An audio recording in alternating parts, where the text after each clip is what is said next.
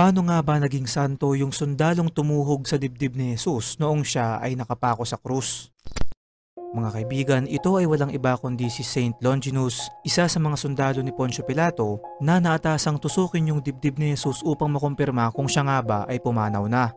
Ayon sa kwento, bago ito mangyari ay kalahating bulag daw si Longinus at nung tusukin niya na ang dibdib ni Jesus ay natalsikan ang mukha niya ng dugo at tubig ni Jesus na siyang nagresulta di umano ng pagkalinaw ng kanyang mga mata. Mula doon ay napagtanto nitong si Jesus nga raw ang tunay na anak ng Diyos kung saan sinimulan niyang ipakalat ang mga salita ng Diyos sa iba't ibang mga lugar.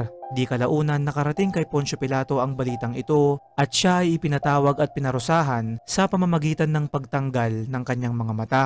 Pagkatapos nito ay pinagpatuloy niya pa rin ang pagpapalaganap ng salita ng Diyos hanggang sa ito nga ay muling dinakip ng mga Romanong sundalo at pinugutan ang ulo. Ayon sa Roman Martyrology, siya ay naging santo ng October 16 ngunit hindi matukoy kung anong taon ito nangyari kaya naman hanggang ngayon ay isang hiwaga pa rin sa atin kung totoo nga ba ang kwento niya.